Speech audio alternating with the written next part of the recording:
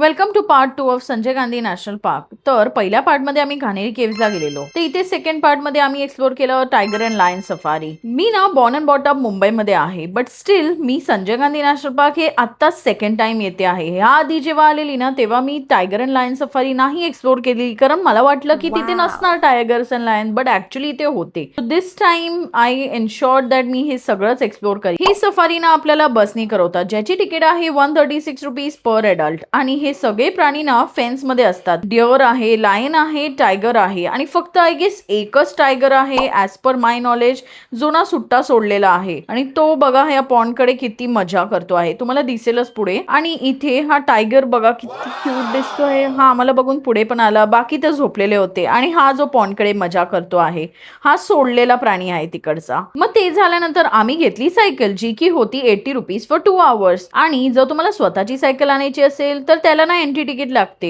Only for ₹40. आणि मग आम्ही सायकल चालवताना बघा हा डॉगी पण आमच्या सोबत राऊंड मारत होता. इथे आतमध्ये ना खाण्यासाठी तुम्हाला काही हॉटेल्स वगैरे तर नको एक्सपेक्ट करा, बट ठेलेज आहे जिथे एकदम यम्मी भेल भेटते. त्यानंतर लिंबू सरबत, सम फ्रूट सॅलेड, कैरी, आवळ, चिंच, हे सगळं काही तुम्हाला मिळेल. इथे ना बोटिंग सुद्धा आहे. तर 2 सीटर बोट घेतली तर 103 रुपये आणि 4 सीटर घेतली तर 209 रुपये आहे. ते तुम्ही एन्जॉय करू शकतात. आम्ही तर काय बोटिंग नाही केली, पण आम्ही गेलो या म्युझियम मध्ये, जे की थोड्याच वर आहे. सायकलनीच गेलो आम्ही आणि तिथे जाताच हे बघा हे रिअल स्किननी बनलेलं आहे. आतमध्ये फक्त स्टफिंग केलंय. लायन, टायगर आणि अजून बरेच बर्ड्स वगैरे पण आहे, स्नेक वगैरे आहे. आणि हे म्युझियम ना एकदम ऑसम आहे विजिट करण्यासाठी. रिअलिस्टिक वाटतात एकदम गोष्टी, तर हे तुम्ही पाहू शकता तिथे. By the way this is free of cost, so हे तुम्ही बघाच, कारण की खूप मस्त एक्सपिरियन्स आहे. ओव्हरऑल तुम्ही जर कॅल्क्युलेट कराल तर आम्हाला इकडे कानेरी केव्हला लागले 200 रुपीज, टायगर सफारीला लागले 150 आणि जी सायकल घेतली त्याला लागले 80. त्या व्यतिरिक्त तुमचा जो पर्सनल खर्च असेल म्हणजे खायचा पियाचा तो 150-200 तिथे लागेल, बिकॉज तिथे एवढं काय आहेच नाही खायला. बट आम्ही हे खूप एन्जॉय केलं आणि एक मी टाइमचा भेटला आम्हाला.